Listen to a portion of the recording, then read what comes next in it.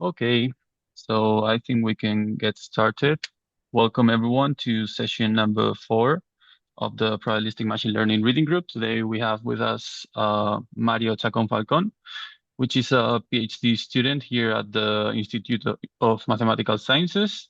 He's doing his PhD thesis on reinforcement learning, and he'll be introducing today sequential Monte Carlo. Prior to that, we'll have to announce some logistic changes. So we have for next session, we have a change of plans and we'll have a special session on variational inference and MCNC and hybrid methods that combine both of these techniques. It'll be given by Max Hert, which is a postdoc at the University of Waterloo. So that'd be January 14th.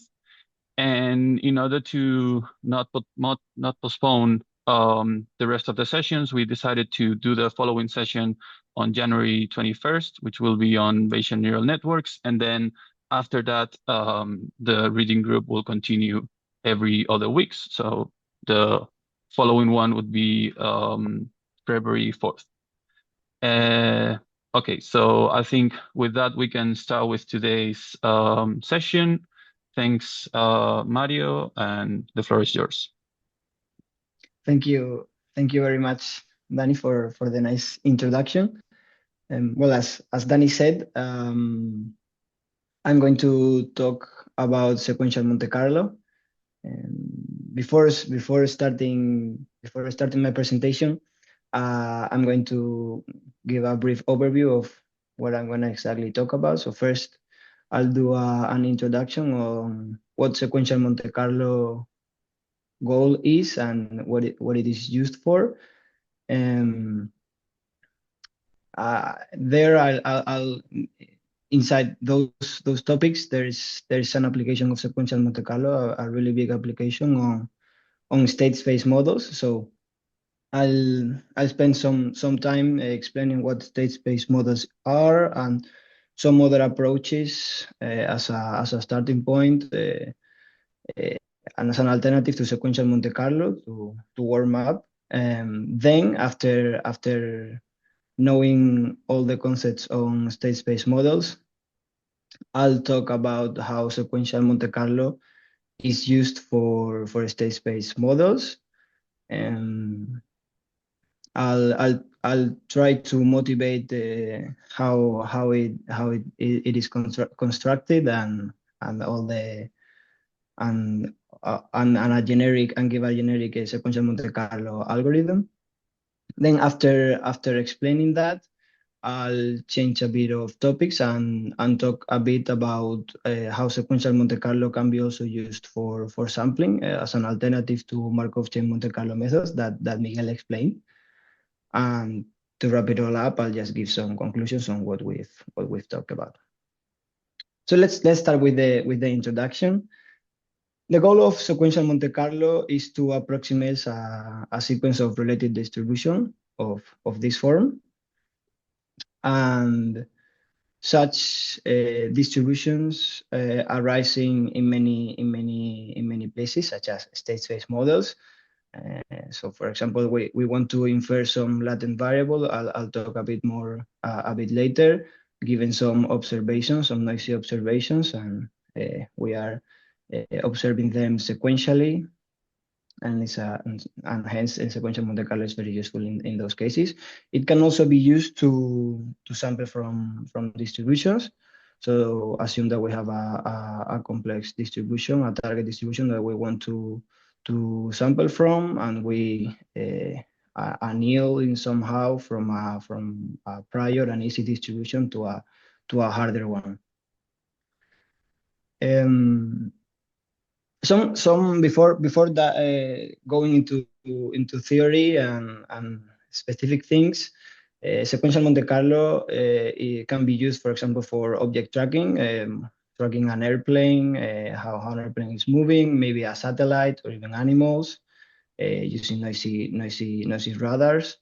It can also be used try to predict the stock markets, or in the case of samplers, we can try to use it to infer how a disease like COVID may be behaving. Even for informal learning, can be also used to try to model the environment dynamics, or to infer some parameters on climate models. Let's see in a bit more detail what state space models are. State space models can be represented as a probabilistic model with a transition model, that we have given a control and a previous latent state. We have the next latent state, and an observation model, which is given a control and previous observations and the latent space. We observe some noisy data from a sensor or whatsoever. We will mostly focus on a specific case where it simplifies. We are assuming Markovian transitions, and we are assuming that we are not having this control. So in the more general case, you have a control here that is affecting the latent variable and the noisy output. But we'll mostly focus on this kind of program when we have a latent variable that we do not exactly know, and we want to infer based on our observations. Now, in general, there is usually a general analytical way to compute our belief state of the probability of a latent variable given a set of observations. Given that we have a prior, and we can compute that recursively. It consists in two steps. So first, you calculate this conditional probability with the Chapman-Kolmogorov equation, and then you compute the full belief state using Bayes. Now, the thing is that although this is analytical and it's very practical, it is hardly, it is usually intractable, and in general, it is hard to compute these steps. So there's a case though where, for example, if we are assuming that the transition models are linear Gaussians, so are linear, and we have Gaussian noise, the transition of the observation model, we actually those previous equations have a closed form and can be actually computed, and this is the case of Kalman filtering. Let me briefly state how this would work, because this is some prior work that it is interesting. So the predicted step is basically just applying using some of the expressions, some of derivatives from the Gaussians. We can compute the predictive step using the computing the mean and the covariance of our belief, and then update it in such a way. Let me illustrate how this would work in a little example with code. So the idea of this first example is going to be to try to track an object moving, which we know the position, but we observe the position but not the velocity. So we can see that with Kalman filtering we can we have these little noisy observations, the red dots, and then we can with the Kalman filter we are able to estimate how the object is moving in a pretty nice way. However, as I said before, this works for the case when the transition of the observation models are linear. But what really happens when it's not the case? Well, first of all, sorry. Any questions so far on how where are we staying? Where are sequential Monte Carlo? What are state space models, and what are the laying grounds of sequential Monte Carlo? Okay, so then I'll keep going with the next the next section. So the idea of sequential Monte Carlo is to be able to approximate these intermediate distributions in some way. One may think a first idea would be why don't we just use Markov? Why don't we use Monte Carlo? And that's an approach that could essentially work. Yeah. So we could a little reminder of what important sampling with Monte Carlo is. So we could actually estimate the expected value of phi, assuming not the thing is that if we do not know that the target that we are estimating the sorry. So we assume that we do not know and we cannot sample from exactly the target, which is our goal. The idea is that we get a proposal and a distribution that we can actually sample from that satisfies this property. That is that this ratio is well defined. That the support of pi is including the support of our proposal, and hence we can rewrite this expected value with this ratio, this weight coefficient. In such a way, we are able to estimate the expected value with a weighted sum with the samples, where the weights are actually the ratio between the unnormalized target that we want to the unnormalized target and the proposal distribution. Now, this would be an approach, but the things that, well, if we would want to just estimate the target, we just compute the sum of the normalized weights given the samples. But the thing is that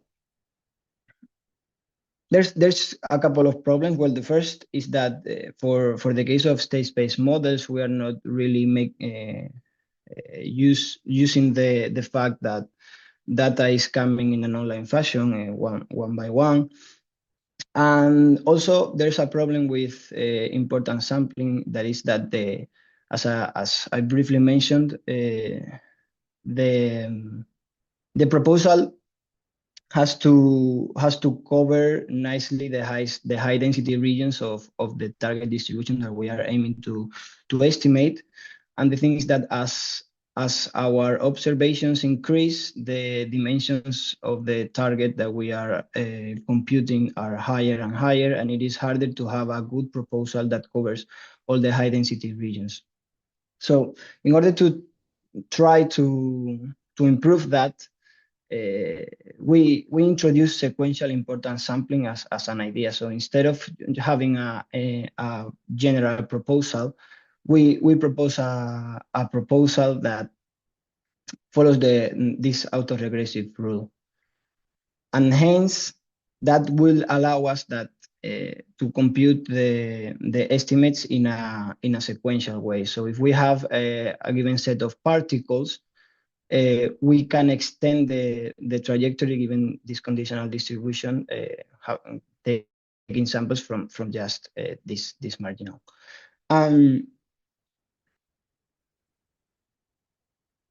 It is nice because the weights can also be computed recursively. So if we have the weights of the previous iteration, we can just update them by multiplying them by the incremental importance weights in such a way.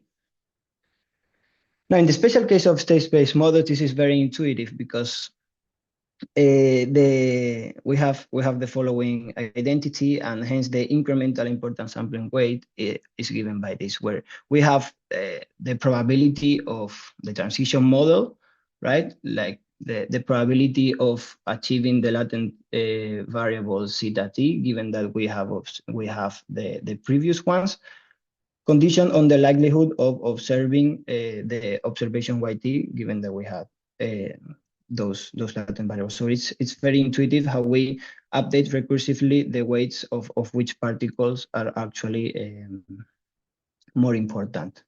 Now let me illustrate why this method doesn't quite work as well. Now, I'll briefly talk about the example. So the idea is that we want to model these dynamics and observations, and we are in this example we are going to apply this sequential importance sampling as I said. And the problem with sequential importance sampling is that we first draw a number of particles, right? In the first step, of recursion, we draw say 10 particles and we compute those weights. So with the likelihood and the transition model, we are able to compute the weights and normalize them. Now the thing is that after the circles represent how high the weights are. Now, if we observe, we have that after one iteration, most of the weight is given to one particle. So basically, we are saying that the most probable particle is going to be this one and then this one, because and this is happening because we are multiplying likelihood once all the time. So the weights so as one weight is going to be much bigger than others when normalizing. So how do we solve that? Well, for that they propose using resampling. So instead of just taking the particles that we are sampling, okay, someone raised their hand. Let me. Okay. Yeah. Okay. Yeah. Sorry. Yeah. Sorry, Yes. Mario. Could you put the figure with the red balls? Yes. Yes. Yeah. So what does it mean after iteration 7, there's zero? After I mean, iteration they're at 7, levels. oh, Yeah, after iteration 7, there's a small switch of yours. particles. Yeah. This. So see, what does it mean 0? What does it? Sorry. Yeah, I mean, you Oh, said before that from iteration 1 to iteration 6, they were just basically concentrating on one particle, right? yeah. Yeah. I And mean, after there iteration is 7, they're concentrating on zero particles. What does that mean? No. I'm sorry. Maybe I explained it wrong. So these are the each of the particles. So assuming that we are sampling using sequential Monte Carlo and we are sampling 10 particles, these are the weights for each of the particles. So in the first iteration, we have some weights in these weights are going to be these circles are going to represent the weights of each of the particles at the first step. These are going to be the weights of the particles at the second step. And this sudden jump is probably because of a huge observation that makes the likelihood change a lot. And then this weight increases a lot and this weight decreases. So the new bigger weight is the one associated with particle 0. I don't know if. Okay, right. Yeah. Sorry for that. Um, any other questions? Okay. So the idea of sequential important sampling with resampling is that instead of just sampling from the previous, just taking the particles that we have previously sampled, we have seen that that process leads us to very high weights in one particle and negligible weights in others. So we instead resample the previous particle. So the proposal would be using the posterior. Specifically, intuitively, what we do is that after we make a step, we take those particles that have so we resample and we are able to double those particles with higher weights and maybe forget about some particles that have a lower weight. in such a way and then we restart the weights to 1. So we put equal weights to all of the particles. And hence we may be getting rid of some particles, but at least we are not having degenerate weights. Once we have selected the new ancestors, we can continue sampling from the proposal just like before. And the incrementals weight, the updates are exactly the same. Let me. So first, before saying the example, there's a specific case where this weight update actually is quite nice. It's quite simple, which is the bootstrap filter when there's a case with state space models, and we assume that the dynamical prior is going to be the same as the proposal. So the proposal is going to be the same as the dynamical prior, and hence the weight update simplifies to just the likelihood. Let's see what problem comes up when we do this. So the idea is we are having the same example as before, and we are resampling according to the weights. And the idea is going to be that now we can see that, for example, in the first step, we have a very high weight on particle 1. And hence, when we generate, when we resample based on the weights, all the samples are all the samples are going to be particle 1, or the resampled. So all the next particles are going to be generated from particle 1. See, and now we have resetted the weights, and based on the next observations, we resample. It turns out that we have 4 samples on particle 2 and 1 sample on particle 1 that evolves to this, and the 4 samples. So you see the idea. And then we resample here again, and we get three samples from this particle, and 1 sample from this, and 1 sample from this, and so on. And the thing is that with this resampling process, we are getting rid of the problem of weight degeneracy. So we have more balanced weight, but we end up with a specific particle being the ancestor of all the final particles, right? So that's not desirable, because we get rid of diversity. And an approach for that is to actually try to balance between no resampling and resampling. Instead of resampling at every state or not resampling at all, let's try to keep track on when is it really useful to resample. The idea is to track this effective sampling size. A bit of intuition behind this number is that observe that when all the weights are equal, the effective sampling size, so if we have n particles, the effective sampling size is going to be n, so the maximum of particles.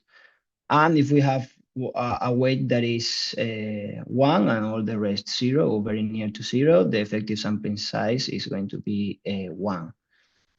The idea is to have an effective sampling size that is half of the number of particles. It's usually the number that is used.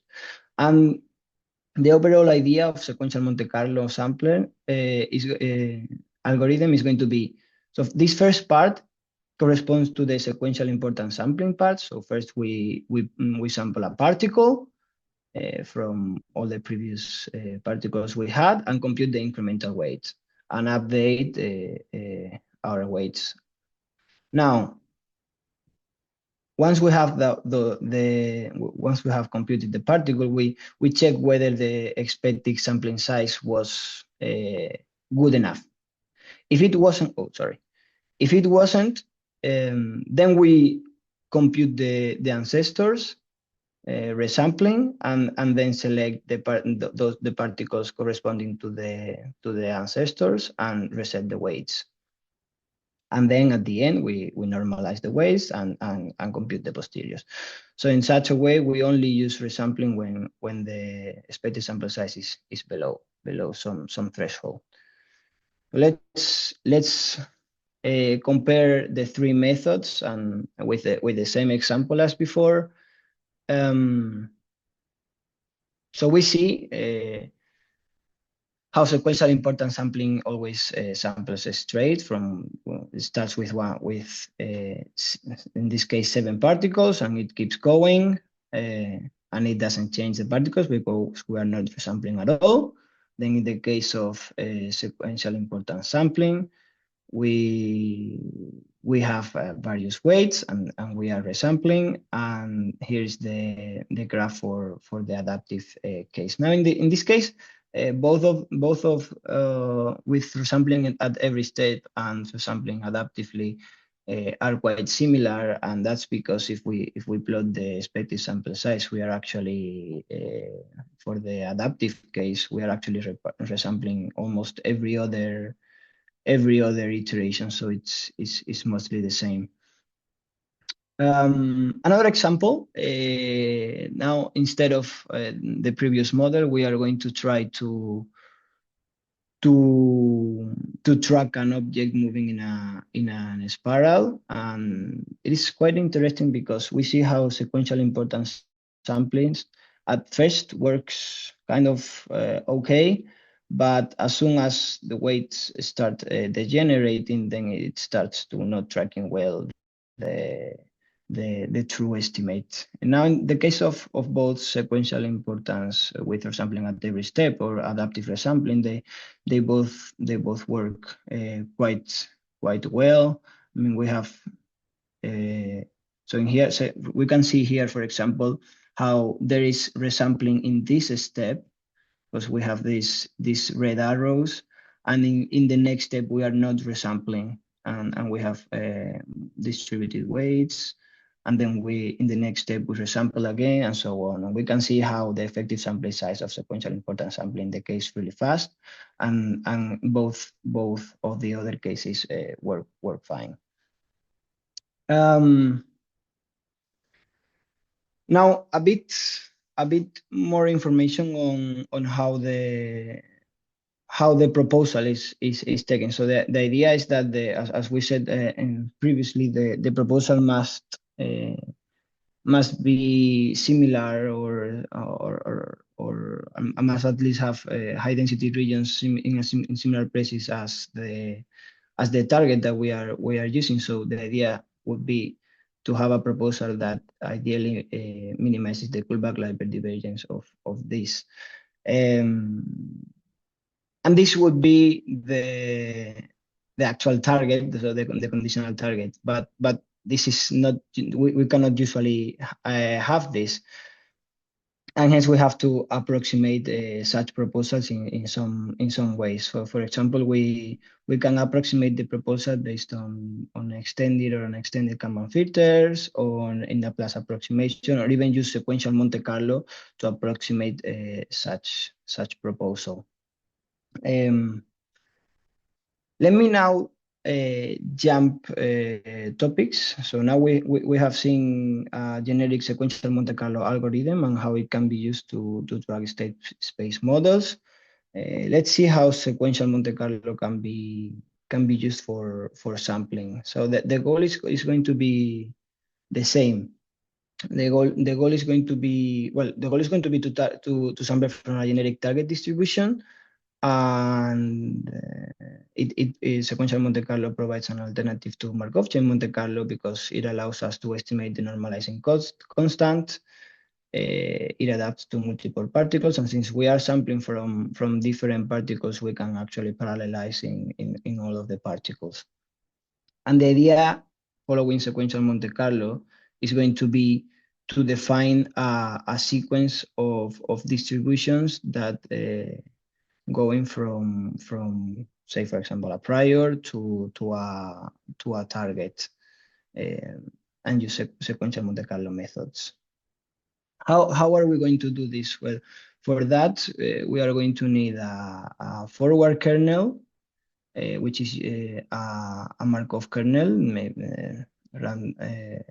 Metropolis Hastings maybe, or Hamiltonian Monte Carlo, and then also a backward kernel that allow us to recover the full distribution.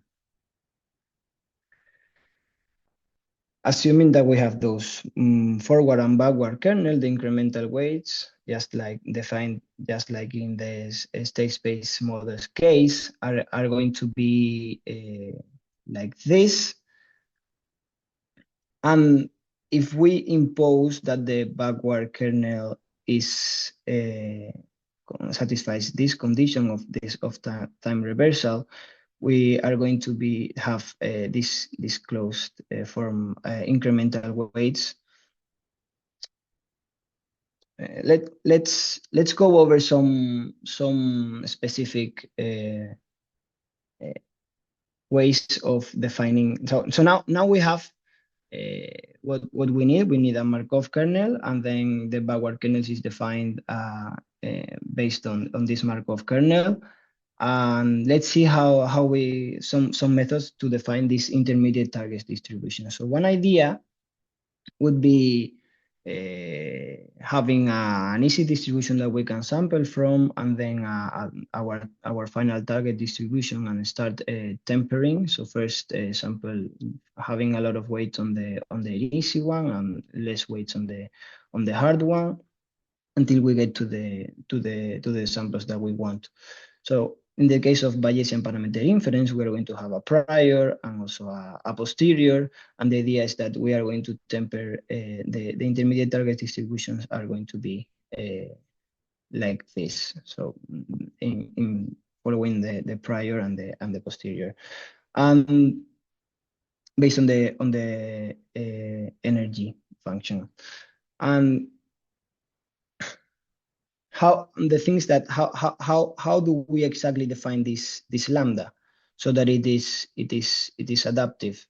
So if we define this delta, how are we increasing the lambda at every step? The optimal delta is going to be given by the following formula. So the idea is that we have to produce to get delta t's that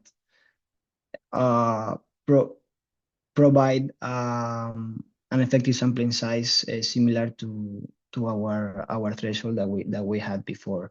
That way we have sample efficiency, and we ensure that our weights do not drop. Let's see this in an example. I think it will be much clearer. So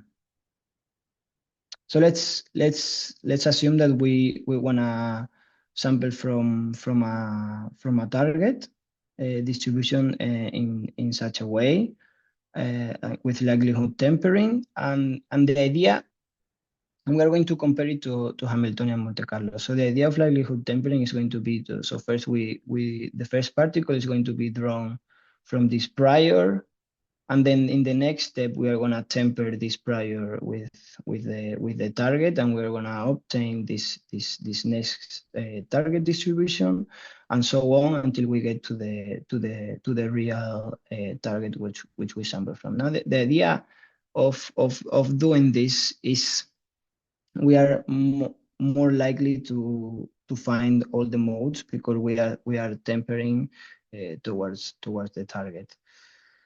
And we can see in this example that Hamiltonian Monte Carlo that isn't able to jump from one mode to another, and there's certain specific parameters, and the sequential Monte Carlo proposal actually does find all the modes very easily. So here's how a note. Here is how the annealing based on the criterion before. It is not linear. It is kind of exponential. So now the thing is that I want to. So since I have a bit of time, when I tried to do this, I implemented this with steps of 10, and it actually ended up with, well, Hamiltonian Monte Carlo kind of finding the mode a bit, and then if we increase more the steps of Hamiltonian Monte Carlo, we actually can get Hamiltonian Monte Carlo to converge. I can find it now, to converge to the target. Okay, so if we set, for example, L equals 20, we'll get to the Hamiltonian Monte Carlo converging.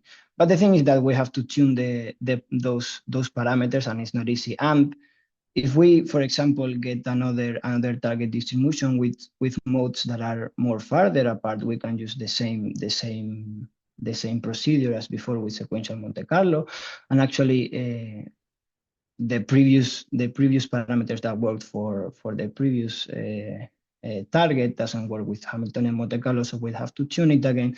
But sequential Monte Carlo works perfectly in both ways, and we can see now how the adaptive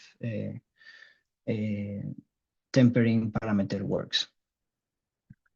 Now, another way of defining these intermediate target distributions is assuming that we have a set of observations, and instead of just doing a tempering between the prior and the posterior, we do tempering including every time, every step, one more sample. So we have a prior, and the intermediate target is going to be the posterior up to having data up to time t.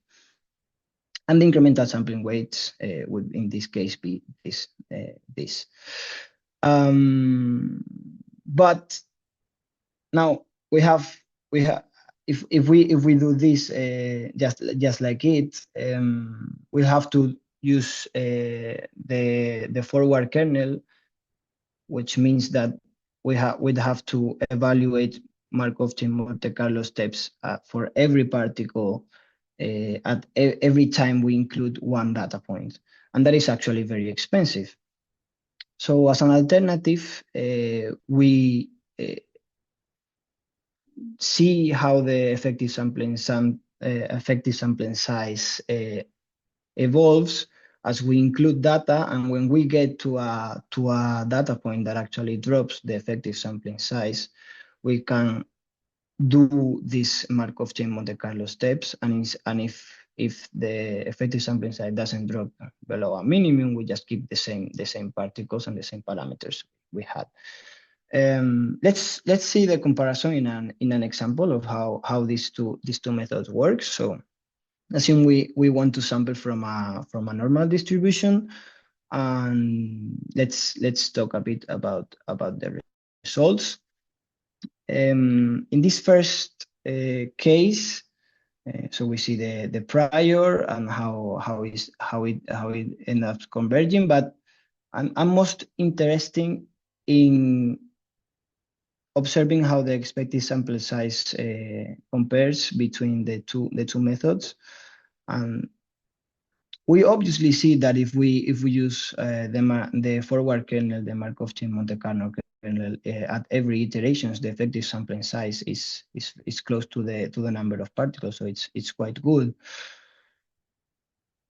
And in the case of just sampling whenever the effective sampling size drops, well, we have this kind of saw behavior. But there's two things. First, the posterior ends up being the same, and also the time that it took to run. This is a very simple example, and still doing the Markov chain Monte Carlo steps at every iteration takes around 10 seconds, while doing the adaptive version takes only 0.14 seconds. So it's something to take into account, and it's a very nice way to speed up the things. So let me finish by talking a bit about likelihood-free inference with sequential Monte Carlo, which is actually a very hot topic right now. So let's go over first how sequential Monte Carlo can be used for sampling from rare events. So the idea is that we have an event lambda star that the idea is the same as before, as tempering, right? So we have a very rare event lambda star which we want to sample from. So our target distribution would be this with lambda t equals lambda star. And instead of just directly trying to sample from this, which we are going to get rare samples from, we start sampling from a low lambda, more likely a lambda, and then increase those values until we get to the really rare event. And this idea can be translated into the likelihood-free inference approach. So when is it interesting to find the likelihood to use the likelihood-free inference? Well, there are some times, for example, with neural networks, where we have where we cannot compute the likelihood, but we actually can simulate data with or have a simulator. And the idea is that based on both data, we can update our parameters, right? So the idea is of approximate Bayesian computation is to draw samples from the simulator that we actually have, and based on the simulated data, we see whether the simulated data is close or not to the actual observed data. And based on that closeness, we can actualize our likelihood or our parameters. Just like before, like we did with rare events, this at first it may be difficult to sample sample data that is close to the observation, so we can, as before, temper it. So first we have a higher epsilon, and as we keep growing and keep fitting our model that best for that to work better with the observations, we can decrease our epsilon until we get a fairly tight fit. Let's end the talk with an application of likelihood-free inference to the Lotka-Volterra simulator. So assume we have I don't know if you know the idea. So we have some differential equations that model our the dynamics between a predator and a prey. And we won't assume for now that we do not know the exact parameters of the equations, but we can observe data outside, and we have a way to simulate the behavior, but we do not know the exact parameters. So this would be a very nice way to use likelihood-free inference, and it actually turns out quite well. So we start by sampling with for a very big epsilon, and as we decrease as we draw particles, we decrease the epsilon until we get an actual nice fit of the predator prey. We can observe how in the simulations we get when there's a lot of prey, the predators increase, and then when the prey start dying, then the predator don't have enough food, so they start dying. You know, the typical oscillating behavior of this kind of model. And we observe how we have a posterior over the parameters over the true parameters of the models that we use to simulate. Of course, there are other methods to do this, but this is an interactive example, and I think it's quite nice to have an actual real example. So I try to bring that. So to wrap it all up, we introduced sequential Monte Carlo as a general framework. We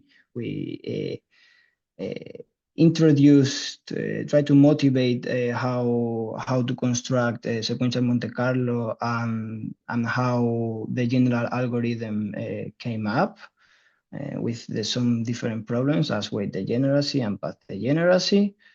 Then we changed a bit of the topics and talked a bit on how sequential Monte Carlo can be used as samples, as an alternative to Markov chain Monte Carlo. For example, when we have multiple modes or when we need to estimate the normalizing constant. So it's a nice alternative. And well, here are some references on more a couple of classical references on sequential Monte Carlo to dive in a bit more of the theory, and also a reference on adaptive sequential Monte Carlo for approximate Bayesian computation. And if you have any question, please ask. I'm happy to take any. Thank you. I have one question. It is related. It is related to the effective sample size, because, well, first of all, if it is related to the effective sample size that it is used in MCMC, because the definition you gave is different, and I don't know if there's. Yes. Thank you. Thank you for the question. It is actually not so. In the book, it says it's different because it doesn't take into account the covariance of the samples. So it just takes into account the weights. But actually, revising, I would suggest you revise some of the references that I said, because there's a more in-depth derivation of why the effective sampling size is approximated by the inverse of the weights, and that is not actually really mentioned on the book. So, yeah. Okay, and in relation again with the effective sample size, the threshold you choose, is there a reason why you choose it, or it is just some general recommendation? It's a general recommendation that it says on the book, but my interpretation of that specific threshold is because, I mean, you don't want all the particles to weigh the same, because maybe there are some particles that are more that are bigger than others for a reason, but you also don't want the particles to one particle to have the full weight. So I believe that placing the effective sampling size in between, like the extreme case of all particles having the same weights and one particle having the full weight, which is in between 1 and n, would be n halves approximately. And I believe, and I would say that I'm not sure, but I would say that's an intuitive reason of why it is selected like that. Okay, thank you. Yep. I don't know. David has his hand. Yeah. Yes. Yeah. So thanks, Miguel. I mean, it's a more kind of practical question. So for the first part of the models that you gave, there's Python packages already available, like Yes. PyDLM, PyBats, etc. For the second part, are there already available packages? There should probably be some packages. I mean, actually, in the when checking the notebooks that the book gave for the examples, they use some packages. However, I opted to just hard code everything, because I think that's the best way to get to know and play with the algorithm. But yeah, these are very classical algorithms, and I'm sure there are packages for it. I don't know the name, but I can look it up and maybe send it in Discord. Could you make a search and put it on Yes, Discord or whatever? of course, yeah. Thank you.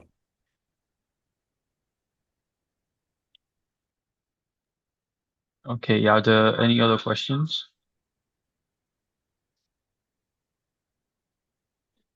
I just wanted just to ask you, Mario, and thanks for Yes. your session. If you have researched the application of quantum computing to these techniques, as you put them as intractable in many ways, only yeah. the linear cases are computable. I have read something about that. I am not a strong believer of quantum computing yet because I work in IBM and I'm trying to sell machines. You know that we have two in the Basque Country today. They are researching and actually I tried to speed up neural nets with quantum computing, and that was not possible. So, any idea about the uses of quantum in this dominion?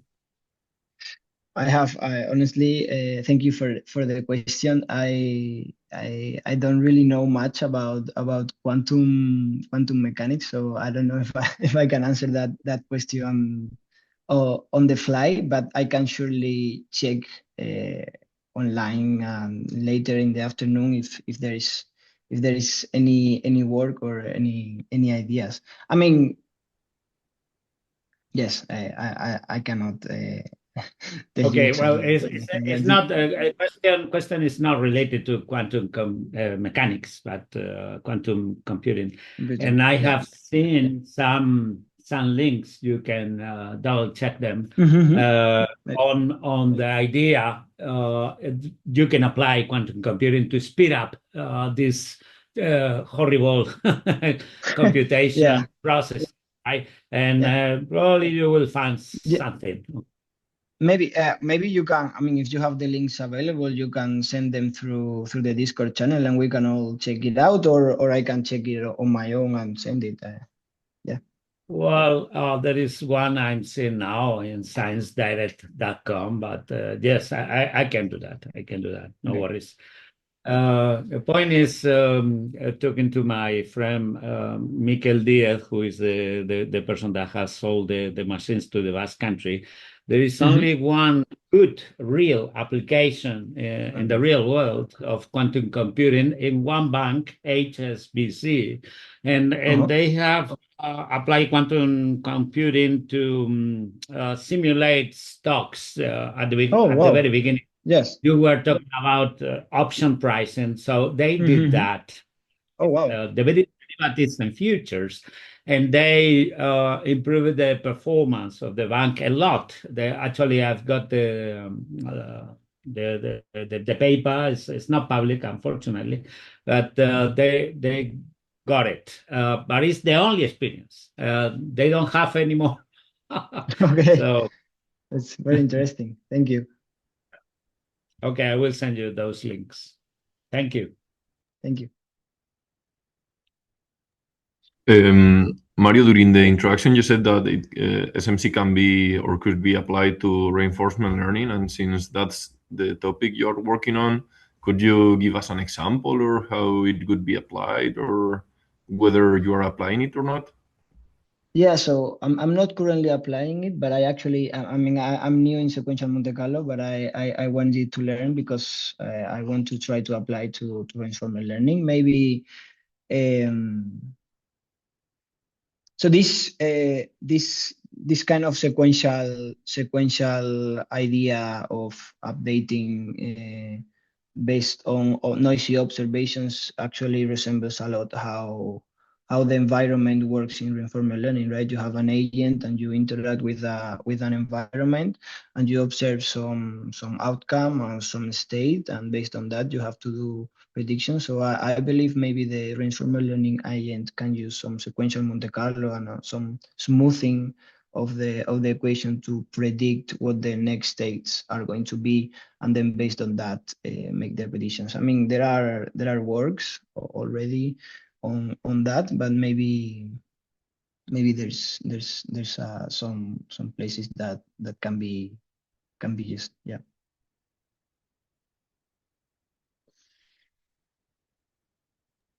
Model predictive control. Yep. Yeah, so I think Wolfram is sending the references so we can have a look. We'll try to share them on the through email and also on the Discord. So we can all check them out during the week and during Christmas. So thank you, Mario, for the talk. Just as a reminder to everyone, everything is uploaded into the website, the slides and the code that Mario used. And yeah, for the next year, for the next session, we have this special session on hybrid methods of the variational inference and MCMC. We hope to see you there, and goodbye. Bye.